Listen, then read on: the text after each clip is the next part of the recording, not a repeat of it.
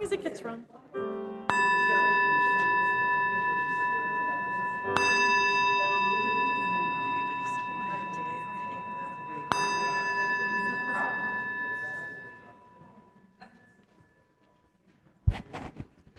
Good morning. Thank you. My name is Stacy Robinson, and my pronouns are she, her. I'm a member of your UUI transition team. If you're here for the first time, thank you for joining us. We look forward to getting to know you. We invite everyone present in the sanctuary today to join our in-person coffee hour immediately following the service. During our service, there is a time for sharing the joys and sorrows of our lives with one another. Cards for sharing your joy or sorrow are on the table by the entrance to the sanctuary, back there. We ask that you pick them up and fill them out prior to the section of our service. Social justice is one of our core values. This means that in our journey toward spiritual wholeness, we accountably dismantle racism and other oppressions in ourselves and our institutions as we work to build a multicultural, beloved community. We are so glad that you're here with us today. We hope you find the service inspiring and meaningful. Thank you.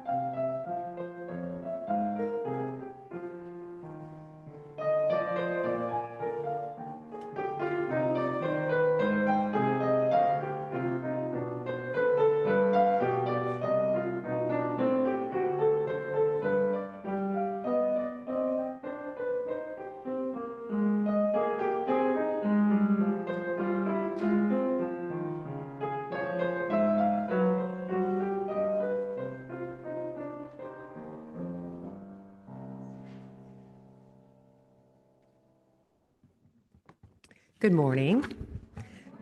My name is Maria. My pronouns are she, her, and I'm honored to serve our congregation today as worship associate. A lit chalice is the symbol of our tradition, serving as a beacon of hope.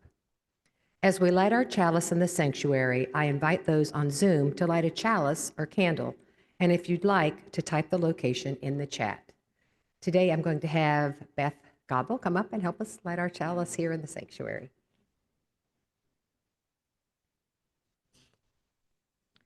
Our chalice lighting and opening words today are by Henry David Thoreau.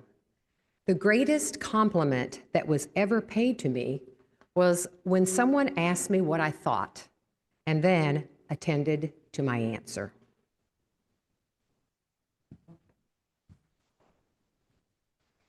Good morning, everybody. We're going to go ahead and rise in body and spirit as we sing hymn number 188, Come, Come, Whoever You Are. We'll be doing this as a round this morning. So how this will work is that we'll sing it all together through once, and then part one will come in, which will be this half of the room, my left, your right. Part 2 will come in at the words wanderer and start at the beginning, which Dawn will help cue you guys in as well. But we'll sing it through together a total of 4 times, once all together, and then through 3 times during our round.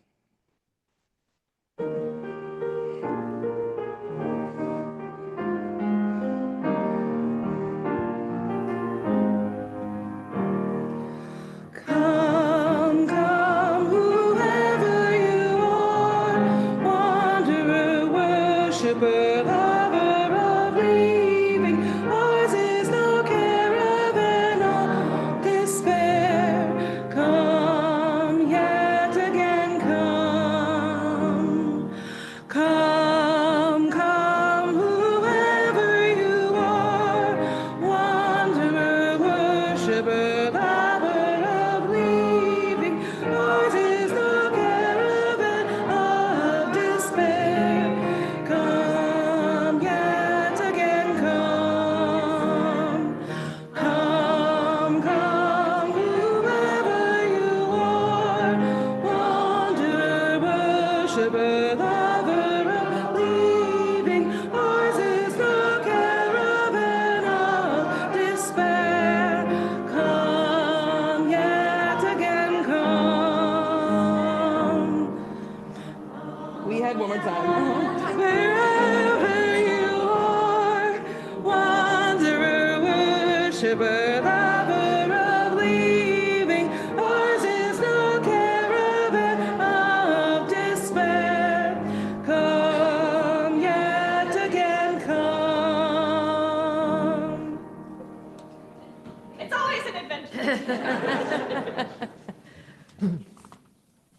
Would you please join me in saying our covenant? The words are on the screen and also printed in your bulletin. Love is the spirit of this church, and service is its law. To dwell together in peace, to seek the truth in love, and to help one another. This is our covenant. And now we're going to say our covenant in Spanish. El amor es el espíritu de esta iglesia, y el servicio es su ley. Vivir juntos en paz, buscar la verdad en el amor, y ayudarnos unos a otros.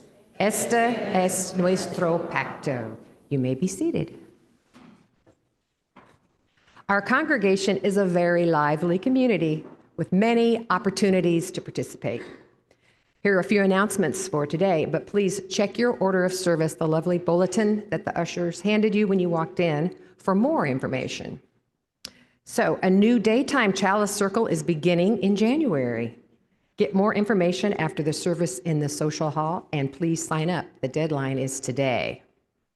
And also, don't forget about our wonderful, lovely, it's my favorite service of the year, Christmas Eve service this coming Tuesday evening at 5 p.m.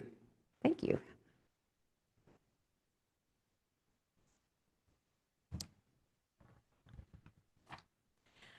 Today we're going to be talking about bearing witness and the power of bearing witness to one another's lives.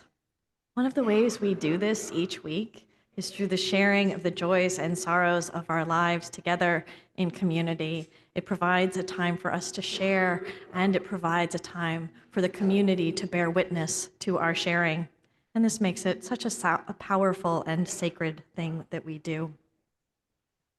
As the music plays in just a moment, I invite people in the sanctuary to come forward and drop a stone in the bowl if something is on your minds or in your heart today. Please use both sides of the table.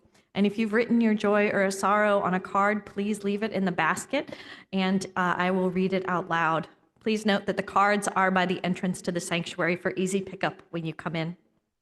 And for those of you who are on Zoom, we invite you to use the chat feature to share your joy or sorrow. Please put in all caps either joy or sorrow at the beginning of what you are sharing if you would like me to read it aloud in the sanctuary. You can also symbolically drop a stone into the bowl by typing drop stone or just DS into the chat. Let us take this time now to bear witness for one another.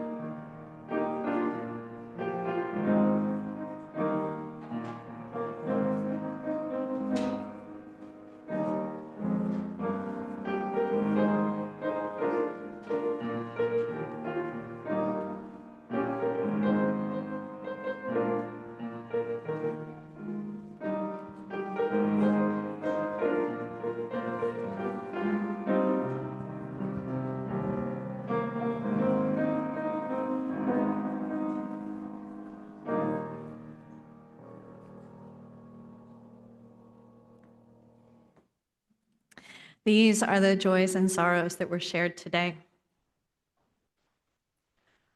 Joni shares the sorrow that she's missing the solstice service again, that she missed the solstice service again this year due to health issues. She hopes maybe next year. Don shares the joy that his youngest grandson, age 25, is visiting him for an overnight visit.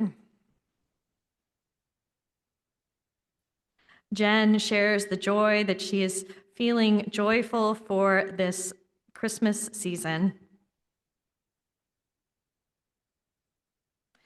Gobi shares the joy that last night was fun because he went to the winter solstice celebration here. And in fact, we have a number of those joys. Savvy shares that she thought that the winter solstice celebration was absolutely amazing. And Sarah shares that she loved being a part of the solstice celebration and was so proud of her child, Luca, who sang in the choir. Eliza shares the joy that Outlog, her dog, was lost but found eating pizza with nearby construction workers. That's a roller coaster right there. William and Hannah share the joy. They're so happy to have their grandson, William, with them today, and they love their family. And Lily shares the joy that she might have seen an uncommon winter bird this morning, and she loves the UUI bird feeder. Though they may not be shared out loud today, we know there are many more joys and sorrows that remain in our hearts and on our minds. I know for many of us, this is a hard time of year. And so though we didn't have a whole lot of sorrows shared, I just want to name that this holiday spirit does not always come to all of us, and it doesn't always come at the same time. So if you're not feeling the joy of the season, that is absolutely okay. You are welcome here. Let us take time now in the moment, in the spirit of prayer and meditation, to hold all these joys and sorrows on our minds and in our hearts as we breathe together.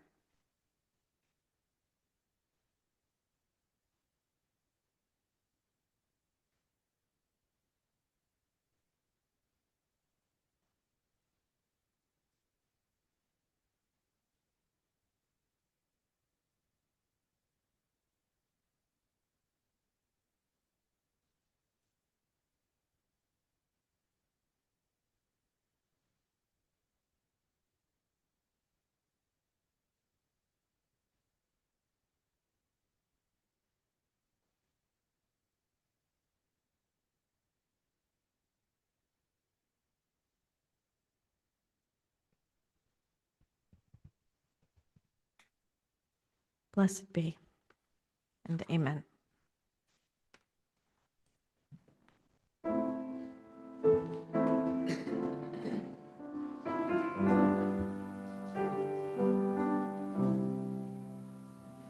Spirit of life, come unto me.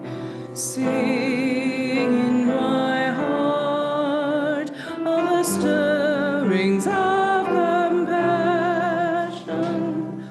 Blow in the wind, rise in the sea, move in the hand, giving life the shape of justice.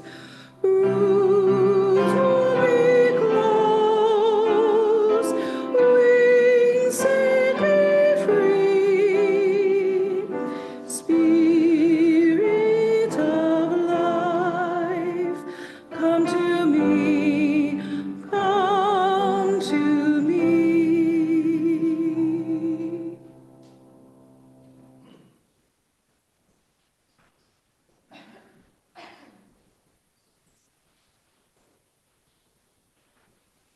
You know, sometimes when you're thinking, wow, I am ahead of the game today, I feel so chill. And then all of a sudden, it's like 5 seconds before the Words for All Ages starts, and you realize you never went and got your microphone. Does that ever happen to you? happened to me. So, good morning.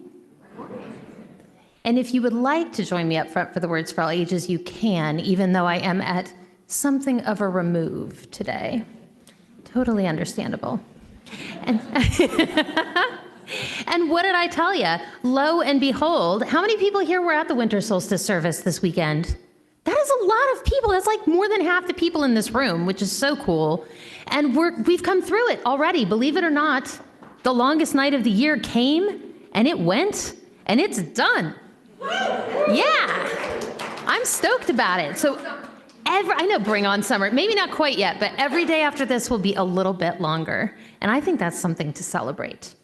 But today we're going to talk a little bit more about what Reverend Don was talking about earlier, about bearing witness, about noticing something that's going on around you, and maybe realizing that there might be something you could even do to help. So I'm going to share a story with you called Those Shoes. And this is a book by Maribeth Boltz. So here we go.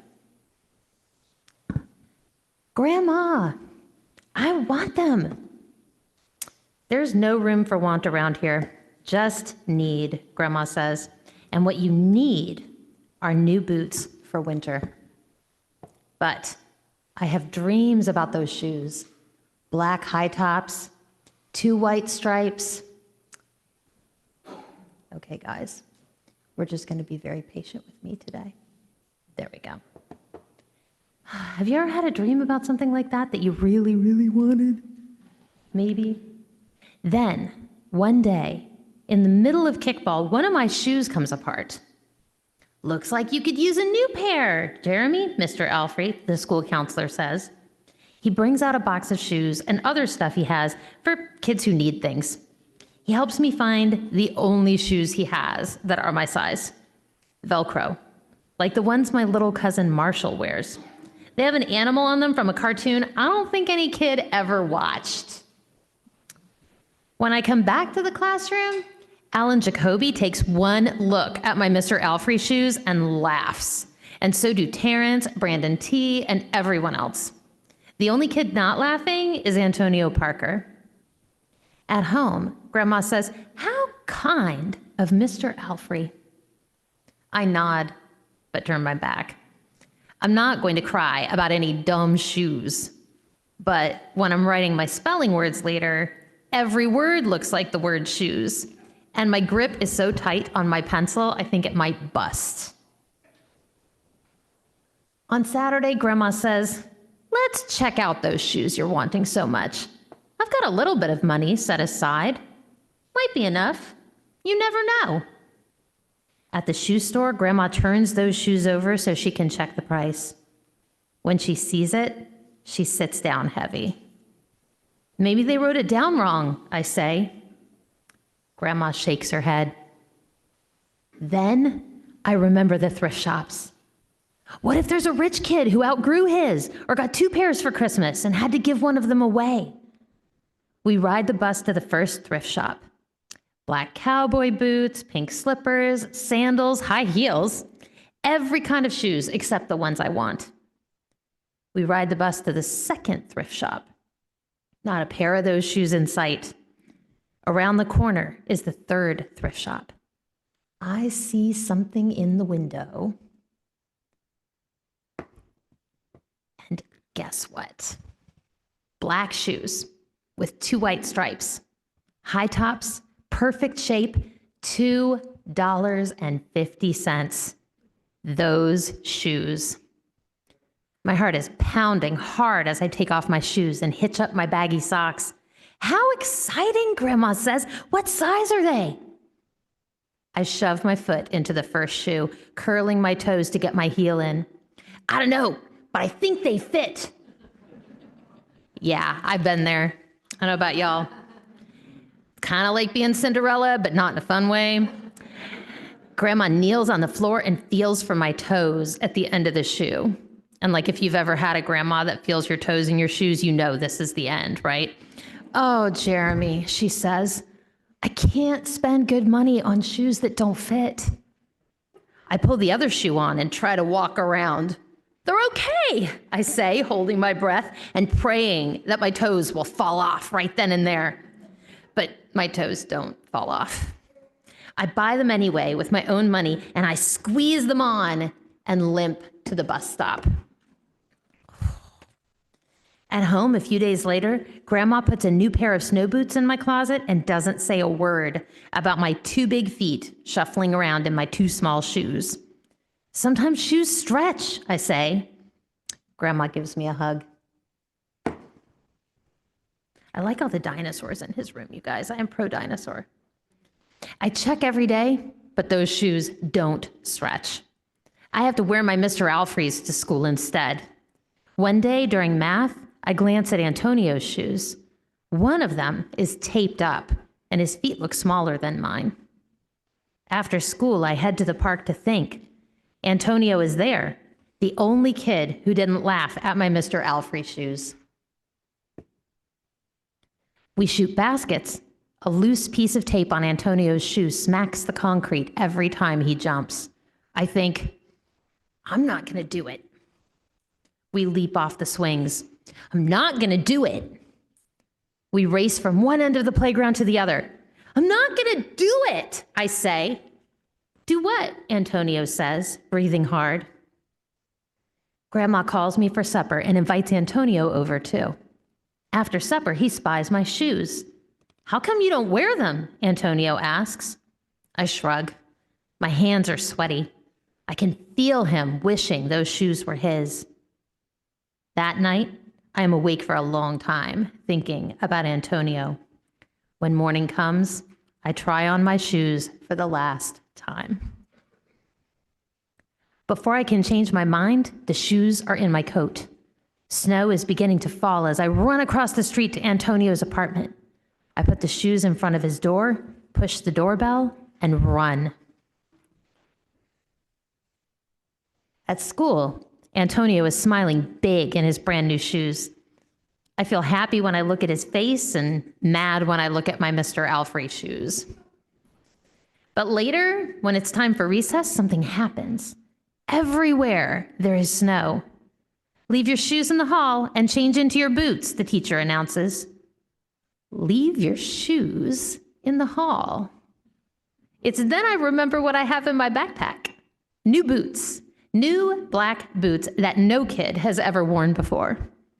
Standing in line to go to recess, Antonio leans forward and says, "Thanks." I smile and give him a nudge. Let's race.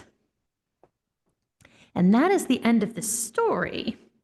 But it is not entirely the end, and I'm going to speak loudly away from the microphone for one moment, so just be patient with me. Another group of people that does a lot of really nice, lovely, helpful things are our RE volunteers. But last year, I left RE volunteer gifts out on a big table in the RE room, and the holidays were busy, and not everybody made it to the RE building, and those gifts sat there for a hot minute. So, this year, if you have volunteered in RE, or the nursery, or an OWL, or you've done a mailbox ministry, I hope that you will come up and get yourself a little pack of jelly beans because of how you've been here for all of our kids and you. We love you, and we are so grateful to all of you. And now, let us go to RE that perhaps consumed too much sugar.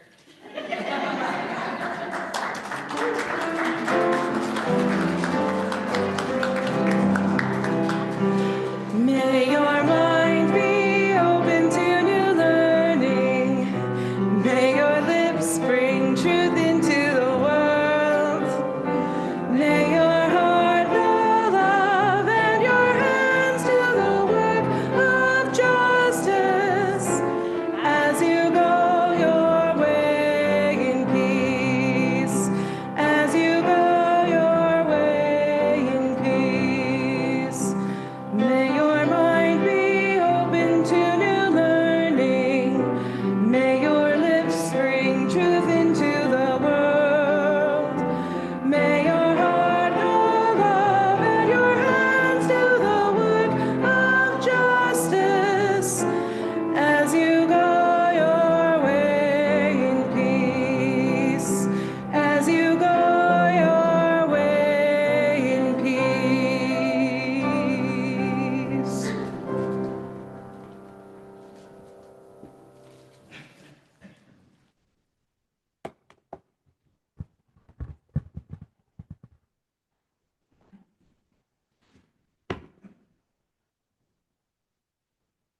Gotta get situated. Excuse me a minute.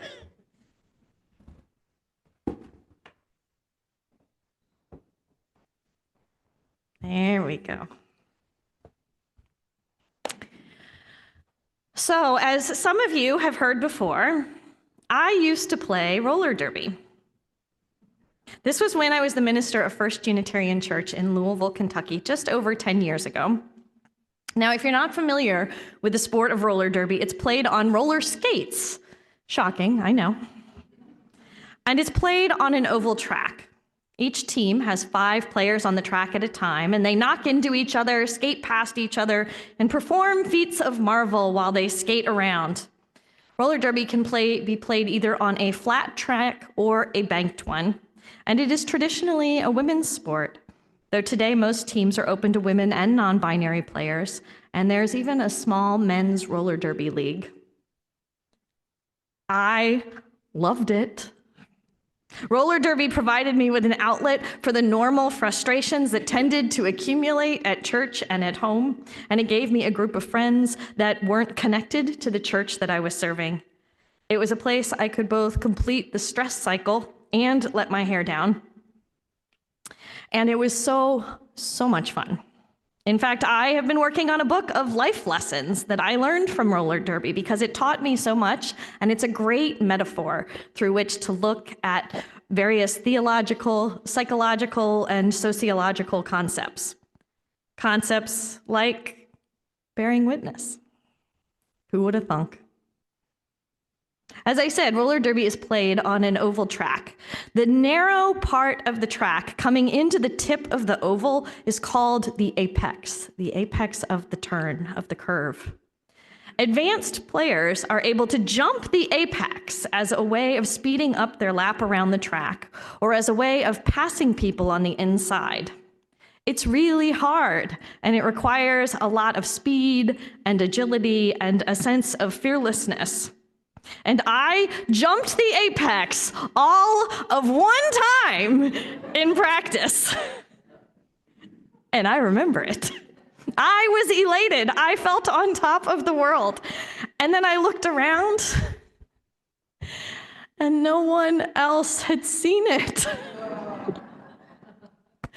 I was crestfallen. I was proud of myself, sure, but in that moment, I wanted somebody to celebrate with, somebody to say, "Oh my God, I saw that! You're amazing!" That experience got me thinking about how much it means to have someone witness our lives. If a tree falls in the forest, but no one is there, does it make a sound? If a skater jumps the apex and no one sees it, did it really happen?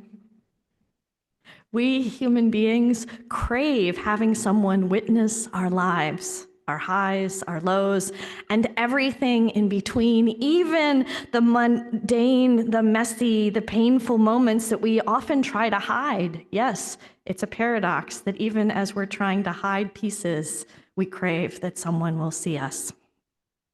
We long to be validated, to feel like our lives matter because they have been seen.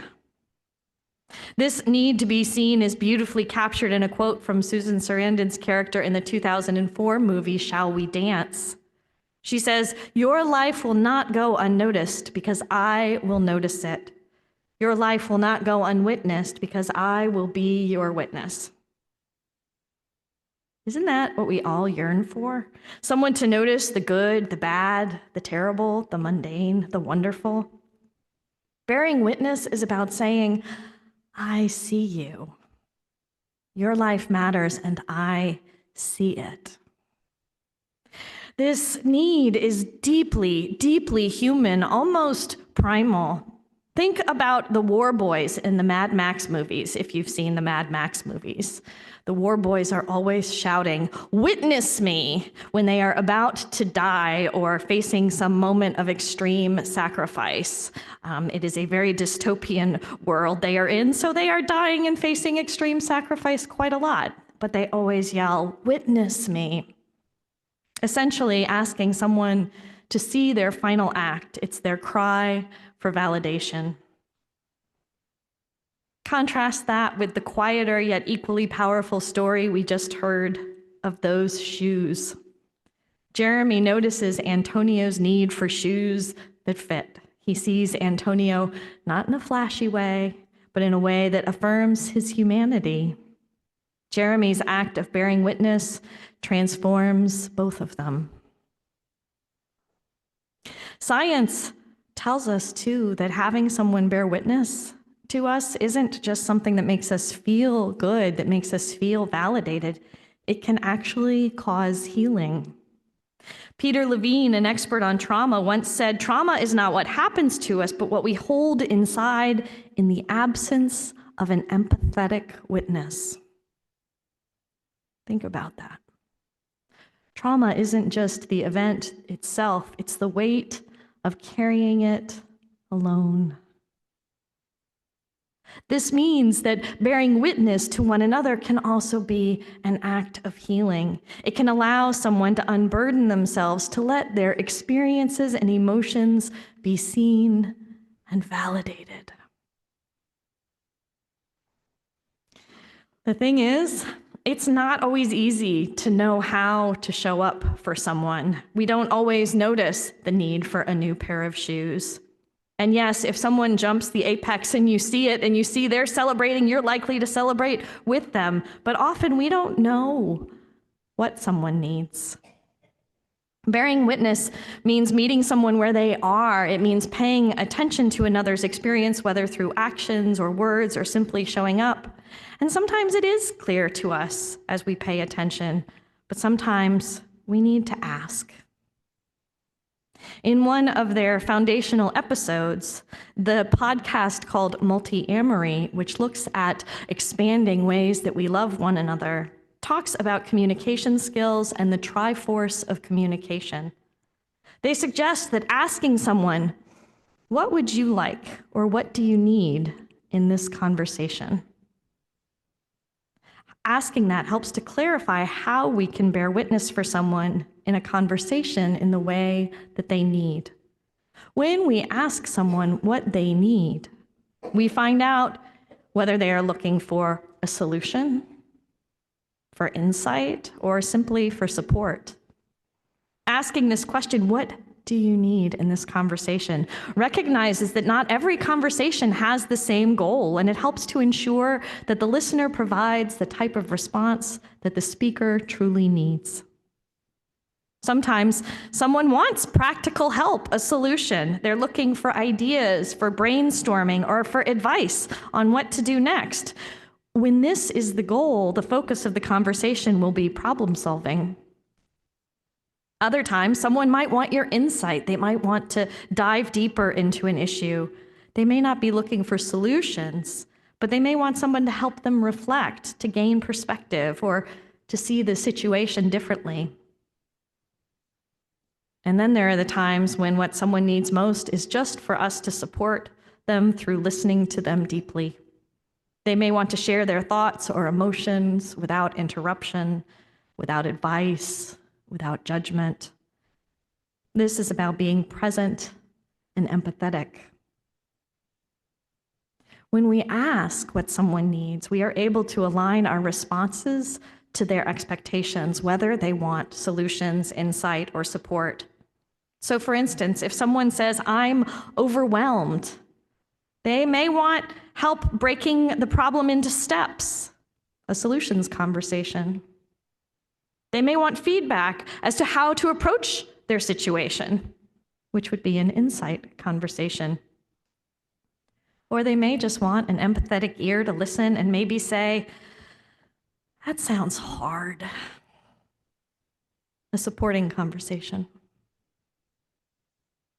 These supportive, deep listening conversations, in many ways, I think that they are like the holy grail of conversations. They are what happens in our sacred spaces like chalice circles, where it's not about solutions or insight, but about presence. And these deep listening conversations are powerful too because, sadly, they are so rare in our lives. In today's fast-paced world where productivity often takes priority over presence, Slowing down to fully listen to someone can feel countercultural. And many of us are conditioned to equate care with fixing, jumping to solutions rather than sitting with someone's emotions. Add to this our own discomfort with vulnerability, both our own vulnerability and that of other people. And it becomes clear why deep listening can feel challenging. Here in the United States, our difficulty in providing deep listening is also a cultural thing. Our emphasis on individualism and self-focus discourages the relational aspect of deep listening, while emotional fatigue, sometimes especially this time of year, especially this year with all that's going on around us, may leave us with little space for the sustained attention that deep listening can require. You'd think it was easy to sit there and listen to someone, but it's not. And all of this is compounded by lack of practice. Instead of truly hearing and listening to one another, we've learned to interrupt, to plan our responses, or rush to conclusions. Yet despite these barriers, the act of seeing and hearing another person in this way remains one of the most profound and transformative ways that we can bear witness to one another. Now, I think it's important to lift something up here. Practicing deep listening and other ways of bearing witness to each other will likely look different depending on whether someone is neurodiverse or neurotypical. While neurotypical individuals might express their engagement through verbal affirmations or eye contact or mirroring emotions, neurodiverse individuals may connect in ways that are equally meaningful but look the exact opposite. For instance, a neurodiverse person might avoid eye contact rather than making it. Or they might be fidgeting while they're listening, not because they're disengaged, but because these behaviors help them to stay present and to stay focused. If a neurodiverse person is sharing their story with you, they might also prefer direct questions or specific feedback as part of the listening process. Recognizing these differences allows us to broaden our understanding of what deep listening really means and can feel like, appreciating that it doesn't have to look one specific way for it to be profound and impactful. And like so many other things, when in doubt, just ask. And remember, deep listening is just one way to bear witness, but it starts with meeting people where they are and determining what they want or need from us. This year, this time of year, is actually perfect to explore the power of bearing witness. Imagine what it might have meant to Mary and Joseph in the old story, vulnerable and far from home, to have the shepherds arrive that night. These humble visitors, summoned by angels, showed up to witness the sacredness of their child's birth, a moment that might otherwise have gone unnoticed in the quiet of a stable. And later, the Magi traveled from distant lands to honor this new life, bridging differences to bear witness to something extraordinary. The presence of the shepherd and the Magi didn't solve Mary and Joseph's struggles. They didn't offer them a better place to stay or ease the challenges of raising a child in difficult circumstances. But their arrival affirmed the significance of what Mary and Joseph were experiencing. This season invites us to be like the shepherds and Magi, showing up to notice and honor the sacred moments in one another's lives, to witness, to honor, and to affirm. It's a reminder that the sacred can be found not only in grand gestures, but also in the quiet act of being present for one another. In a few weeks, here at UUI, we will be commissioning our pastoral care associates who embody this calling to be present and bear witness in a profound way. Their role will not be to provide answers or solve problems, but to show up with compassion and offer deep listening, presence, and support. Like the shepherds and the Magi, our pastoral care associates will remind us that bearing witness to one another is a sacred act, a way of saying, you are not alone, and your story matters. Share it with me. Like my moment on the roller derby track, each of us has times when we long for someone to say, I see you. This is the power of bearing witness to one another. It transforms the ordinary into the extraordinary and can infuse meaning into our lives. When we bear witness, we remind each other that no moment, no triumph, no struggle, no quiet pause goes unnoticed or unvalued. It is through this act, this sacred act of seeing and being seen, that we create deeper connections, offer one another healing, and spark transformation in ourselves and those around us. I invite you to practice this power in the weeks ahead, to be present for someone who needs to be seen, or ask those around you to witness you if you need to be seen. Celebrate your joys and your sorrows, or simply sit with them in the quiet, ordinary moments of life together. In this season of waiting and of wonder, may we transform the ordinary into the sacred by bearing witness to one another, by bringing connection and healing and love into our world. May it be so. May we make it so.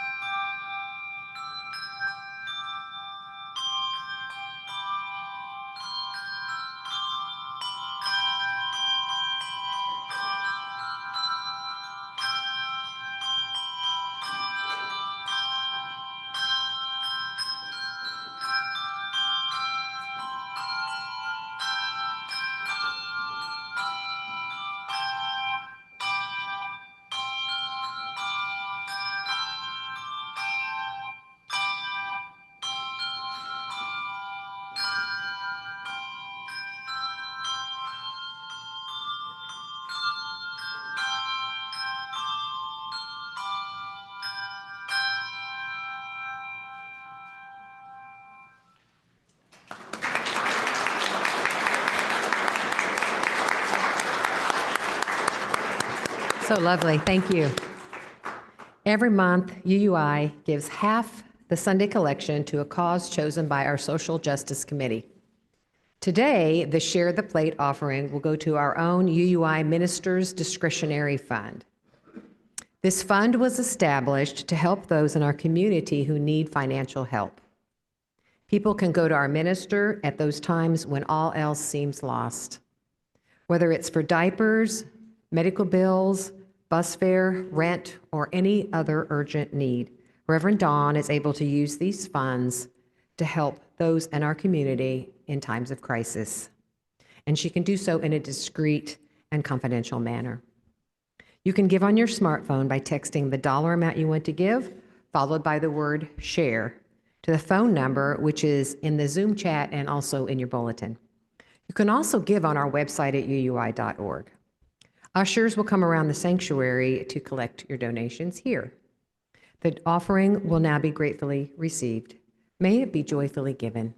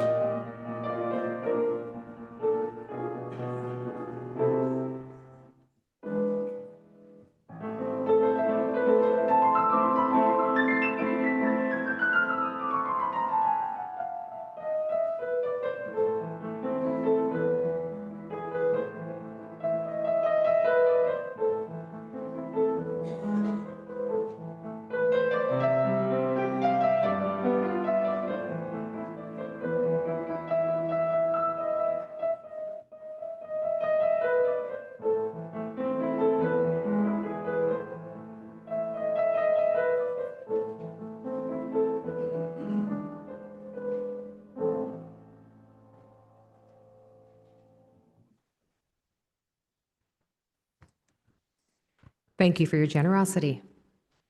Our closing words today are from Elizabeth Stevens. Give us the courage to sit and listen, to bear witness to the brokenness as well as the beauty.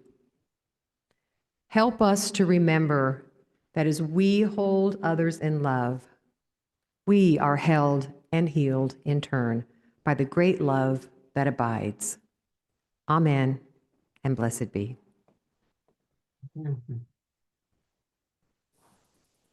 Please rise and body your spirit as we join together in singing hymn 1053, How Could Anyone?